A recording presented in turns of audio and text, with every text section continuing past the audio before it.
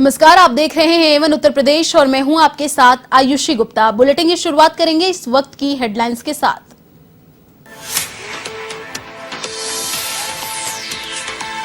UP विधानसभा चुनाव को लेकर बीजेपी का मंथन। बैठक में सीएम योगी और चुनाव प्रभारी धर्मेंद्र प्रधान हुए शामिल। एक साथ निकलेंगी 6 बड़ी यात्राएं, तो कई नेताओं को पार्टी की सदस्यता करवाई ग्रहण।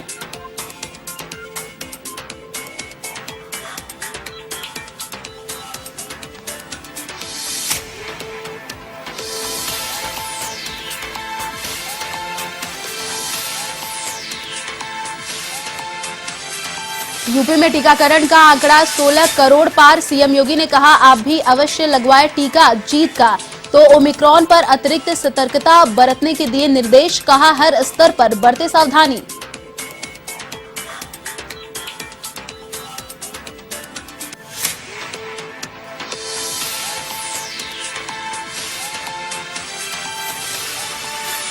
विधानसभा चुनाव को लेकर एक्शन में बसपा सुप्रीमो। 86 सुरक्षित सीटों पर जाट और मुस्लिमों को साधने की कवायद।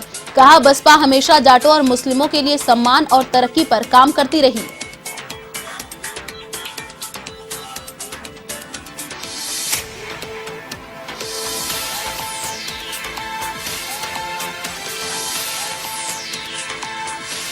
टीईटी पेपर लीक मामले में सरकार का बड़ा एक्शन। परीक्षा नियामक प्राधिकारी संजय उपाध्याय को किया सस्पेंड। दिल्ली से प्रिंटिंग प्रेस के मालिक को भी दबोचा। दिसंबर में हो सकती है परीक्षा।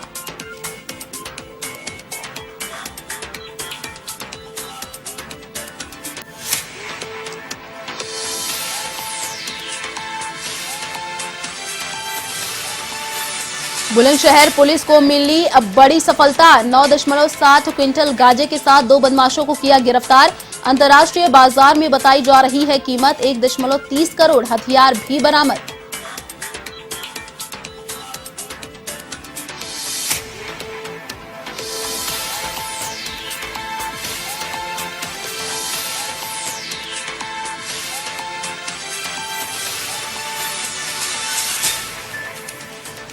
और अब खबरें विस्तार से। मुख्यमंत्री योगी आदित्यनाथ ने टीकाकरण को लेकर कहा कि उत्तर प्रदेश देश का पहला ऐसा राज्य बन गया है जहां 16 करोड़ से अधिक कोविड-19 रोधी टीके का सुरक्षा कवच प्रदान किया गया है। योगी ने ट्वीट किया और कहा कि जीवन एवं जीविका को सुरक्षित करते हुए उत्तर प्रदेश 16 करोड़ से अधिक कोविड-19 रोधी टीके का सुरक्षा कवच प्रदान करने वाला देश का प्रथम राज्य बन गया है। यह उपलब्धि प्रधानमंत्री के मार्गदर्शन एवं कर्तव्यनिष्ठ स्वास्थ्य कर्मियों के अथक परिश्रम को समर्पित है। आप भी अवश्य लगवाएं टीका, जीत का।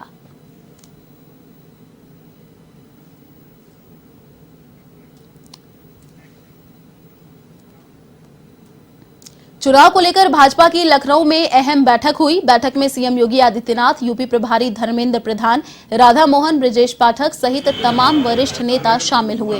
यहां सीएम योगी ने कहा कि चुनाव से पहले बीजेपी यूपी के 6 हिस्सों से एक साथ 6 यात्राएं शुरू करेंगी। इसकी तारीख जल्द बताई जाएगी। सीएम ने पदाधिकारियों से कहा कि वे जनता के बीच जाकर सरकार की उपलब्धियां बताएं। उत्तर प्रदेश में चारों ओर एक्सप्रेसवे है। 2017 के पहले मेट्रो का कार्य 2 शहरों में चल रहा था। आज 4 शहरों में मेट्रो संचालित हो रही है। आगरा में युद्ध स्तर पर कार्य चल रहा है। 1947 से 2017 तक प्रदेश में केवल 12 मेडिकल कॉलेज बन पाए थे। आज प्रदेश में 33 मेडिकल कॉलेज बन रहे हैं। इस दौरान 2 एम्स भी बने हैं।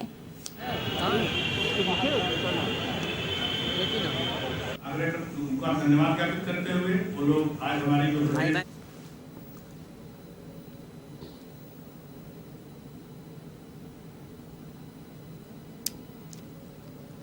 उत्तर प्रदेश विधानसभा चुनाव के पूर्व एक यात्रा निकाली गई, जिसको लेकर के आज संगठन ने यह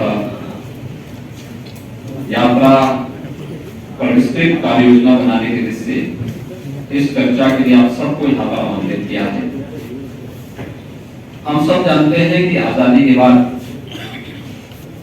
मोदी जी ने देश की परंपरागत चली आ रही राजनीति को, जो भाई भतीजावाद, क्षेत्रवाद, भाषावाद, जातिवाद, मत और मजहब के दायरे में कैद होकर के रह गई थी, उसे गांव के लिए, गरीब के लिए, किसान के लिए, नौजवान के लिए, महिलाओं के लिए गरीब कल्याण के लिए और एक नए भारत के रूप में स्थापित करने के लिए जिस अभियान को आगे बढ़ाया, आज वह प्रत्येक नागरिक की जबान पर सुनते हुए और आश्चर्य कर रहा हूं जब मीडिया वर्तमान में किसी व्यक्ति के पद से पूछता है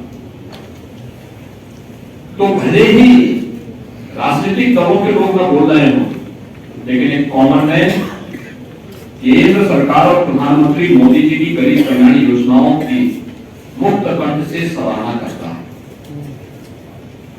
जितना कार्य हुआ है और जो उपलब्धियां हासिल हुई, स्वाभाविक रूप से केंद्र सरकार के द्वारा योजनाएं बनाना, राज्य सरकार के द्वारा उन योजनाओं के साथ जुड़ना और जुड़ने के साथ साथ अंतिम पायदान पर बैठे हुए व्यक्ति तक उन योजनाओं को पहुंचाने का कार्य करना।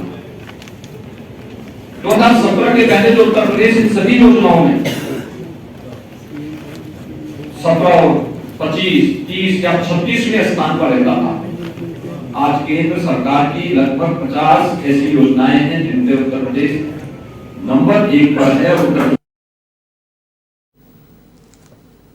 यूपी के आजमगढ़ में पौराणिक दुर्वासा धाम पहुंचे भाजपा प्रदेशाध्यक्ष स्वतंत्र देव सिंह ने जनसभा को संबोधित करते हुए सपा पर निशाना साधा। उन्होंने कहा कि सपा के शासनकाल में आजमगढ़ आतंकियों का अड्डा बना था और दुर्वासा धाम जैसे स्थान का भी विकास नहीं किया गया। ऐसे लोगों को जनता माफ नहीं करेगी। स्वतंत्र देव सिंह ने कहा कि जिले में विश्वविद्यालय बनना शुरू हो गया है। अब यहाँ के युवा देश दुनिया को नई दिशा देंगे। शुभ कर गमलों से छोड़कर कार्यक्रम का शुभारंभ करें और आकाश भगवा रंगों से रंगा हुआ एक आदरणीय योगी जी के पहले बम फटते थे आतंकवादियों। बसपा सुप्रीमो मायावती ने प्रदेश की 86 सुरक्षित सीटों पर दलित ब्राह्मणों के साथ साथ अब जाट और मुस्लिमों को जोड़ने की तैयारी भी शुरू कर दी है। सोमवार को उन्होंने इसको लेकर संबंधित पदाधिकारियों की बैठक ली और मीडिया कर्मियों से बात करते हुए कहा कि बसपा हमेशा जाटों मुस्लिमों के लिए सम्मान और तरक्की पर काम करती रही है। प्रदेश कार्यालय में बसपा प्रमुख मायावती ने कहा कि डॉक्टर भीमराव अंबेडकर ने ओबीसी दलित वर्ग के लोगों के लिए सरकारी नौकरी में सुविधाएं व शिक्षा की व्यवस्था की, लेकिन अब केंद्र व राज्यों की जातिवादी सरकारें नए नियम कानून बनाकर इन्हें प्रभावहीन करने का प्रयास कर रही हैं और अभी दलितों व आदिवासियों पर जुल्म हो रहा है।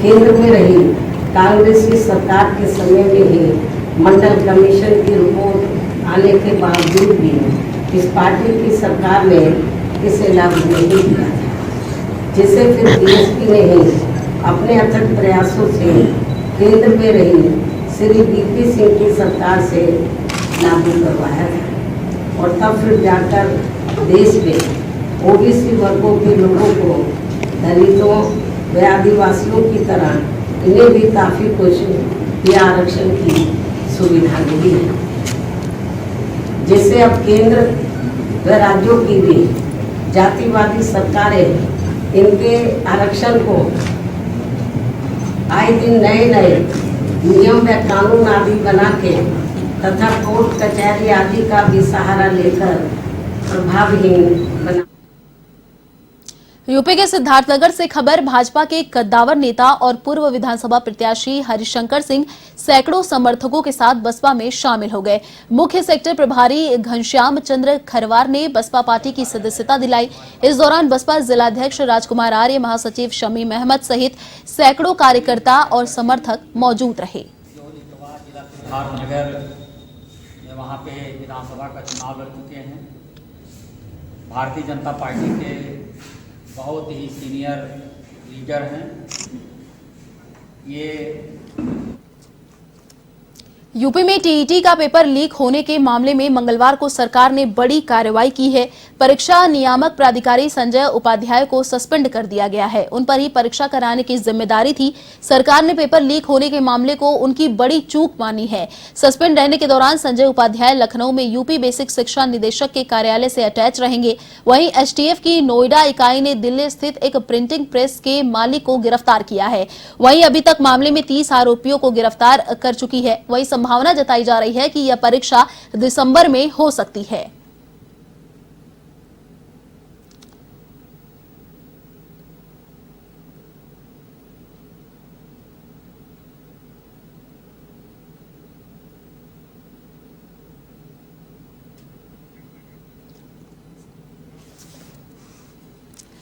यूपी के कानपुर देहात में पुलिस प्रशासन की लापरवाही सामने आई है। यहां कोर्ट में पेशी के दौरान रेप और हत्या का आरोपी पुलिस को चकमा देकर फरार हो गया। 1 महीने में ये दूसरा कैदी है जो पेशी के दौरान पुलिस की गिरफ्त से फरार हो गया। कैदी के फरार होने की सूचना से पुलिस प्रशासन ने हड़कंप मच गया। ऐसे में एसीपी के आदेश पर लापरवाह पुलिसकर्मियों को निलंबित कर उनके खिलाफ मुकदमा दर्ज किया गया।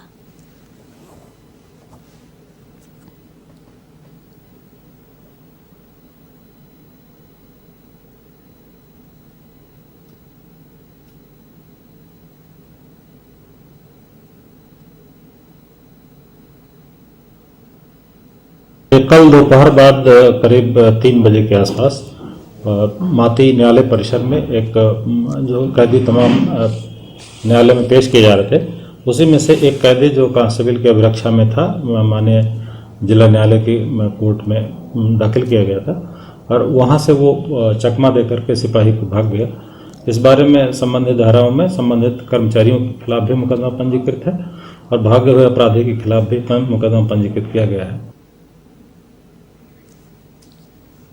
यूपी के बुलंदशहर में पुलिस को बड़ी सफलता मिली है। छतारी पुलिस ने 9.7 क्विंटल गांजे के साथ 2 बदमाशों को गिरफ्तार किया है। वहीं 5 बदमाश मौके से फरार हो गए। पुलिस ने ये गांजा डाक पार्सल लिखी कैंटर गाड़ी से बरामद किया। वहीं जब्त माल की अंतर्राष्ट्रीय बाजार में कीमत 1.30 करोड़ रुपए बताई जा रही है। इस दौरान पुलिस ने बदमाशों से 1 तमंचा और 2 जिंदा कारतूस भी बरामद किए।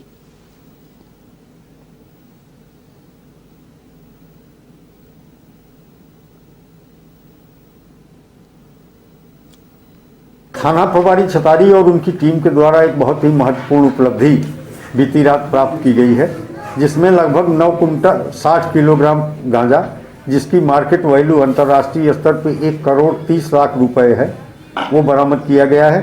स्वराज मजदा गाड़ी कैंटर और अवैध असलाह कारतूस के साथ 2 लोग मौके से गिरफ्तार हुए हैं, जिनमें एक उस गाड़ी का मालिक है जो गभाना अलीगढ़ का रहने वाला है, दूसरा उसका ड्राइवर है जो बेवर मैनपुरी का। यूपी के अकबरपुर कोतवाली क्षेत्र में आम आदमी पार्टी ने प्रदर्शन किया। प्रयागराज में दलित परिवार के 4 लोगों की हुई निर्मम हत्या को लेकर यह विरोध हुआ। जिला अध्यक्ष आशुतोष पांडे ने अपराधों को लेकर पुतला फूंकने का प्रयास किया, जिस पर कोतवाल विनोद मिश्रा पुलिस फोर्स के साथ पहुंचे और पुतला फूंकने के लिए मना करने लगे। इस बीच आम आदमी पार्टी जिला अध्यक्ष और कोतवाल के बीच नोकझोंक भी हुई और घंटों हाई वोल्टेज ड्रामा चला। आशुतोष पांडे ने कहा कि क्या इस लोकतंत्र में हम अपना विरोध प्रदर्शन भी दर्ज नहीं करा सकते। यह कहा कि तानाशाही है। इस हंगामे का एक वीडियो भी वायरल हो रहा है। ये कोई गलत बात नहीं है। नहीं, ये कौन सी बात है बताइए ना। नहीं मतलब आप क्या प्रदर्शन की परमिशन है? नहीं, परमिशन किसकी परमिशन है? हमने जानकारी दी है इस बात की। भारतीय किसान मंच के राष्ट्रीय अध्यक्ष देवेंद्र तिवारी को लखनऊ में एक धमकी भरा पत्र मिला है, जिसमें उन्हें जान से मारने की धमकी दी गई है। धमकी भरा ये पत्र देवबंद की डाक से भेजा जाना बताया गया है। इस मामले में सहारनपुर के एसएसपी आकाश तोमर ने बताया कि सोशल मीडिया के माध्यम से ये खबर सामने आई है। इसको लेकर लखनऊ कमिश्नरेट जांच में जुटी है। यदि लखनऊ कमिश्नरेट हमसे कोई जानकारी मांगेगी या कोई सहयोग मांगेगी तो उनकी मदद की जाएगी।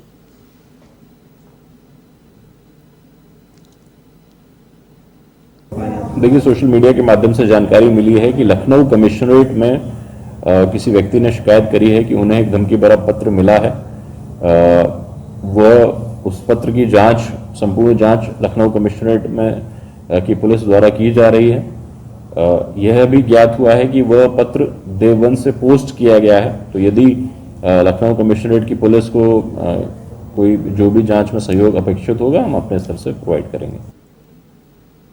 यूपी के कौशाम्बी से खबर, तेज रफ्तार ट्रैक्टर ने 3 छात्रों को कुचल दिया। हादसे में 2 छात्रों की मौके पर ही मौत हो गई और एक छात्रा गंभीर रूप से घायल हो गई। पुलिस की जानकारी के मुताबिक पश्चिम शरीरा थाना क्षेत्र के निबिया गांव के पास 3 बच्चे मोपेड से स्कूल जा रहे थे, तभी वहां से गुजर रहा ट्रैक्टर अनियंत्रित हो गया और वाहन को टक्कर मार दी। ट्रैक्टर चालक नाबालिग है और शराब के नशे में धुत था। पुलिस ने शवों को पोस्टमार्टम के लिए भेज दिया और चालक समेत ट्रैक्टर को हिरासत में लेकर मामले की जांच शुरू कर दी।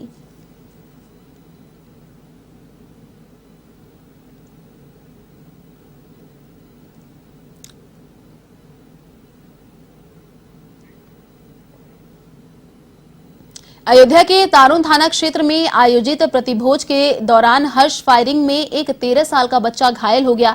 घायल बच्चे के पैर में गोली लगी, इसके बाद उसे सीएचसी में भर्ती कराया गया। पुलिस ने मामले में 3 लोगों को हिरासत में लिया है। अभी तक मामले में कोई तहरीर नहीं दर्ज हुई है।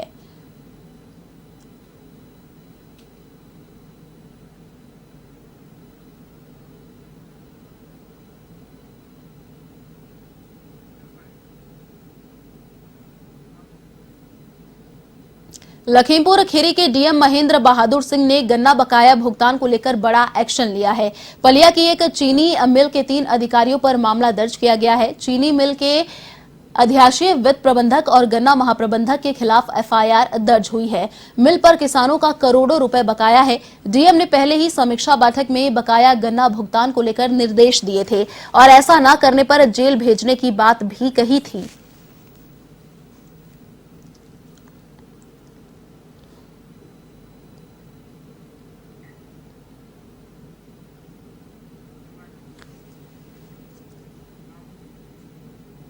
प्रयागराज के उत्तर मध्य क्षेत्र सांस्कृतिक केंद्र में 8 दिवसीय राष्ट्रीय शिल्प मेले का उद्घाटन बुधवार को होगा।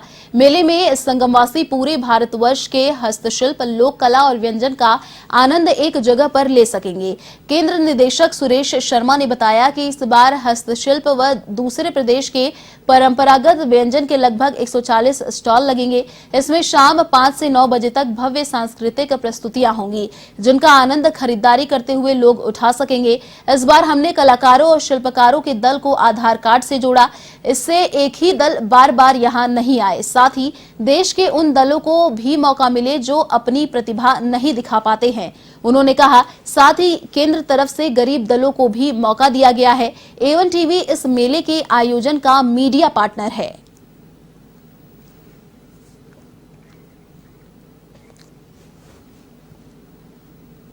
के रात 9 बजे तक ही ये सभी लोगों के लिए ओपन है, लेकिन जो सांस्कृतिक कार्यक्रम है वो संध्या 5 बजे से लेकर के 9 बजे तक ही चलेगा। इसमें जो प्रवेश शुल्क है वो 10 रुपये का है।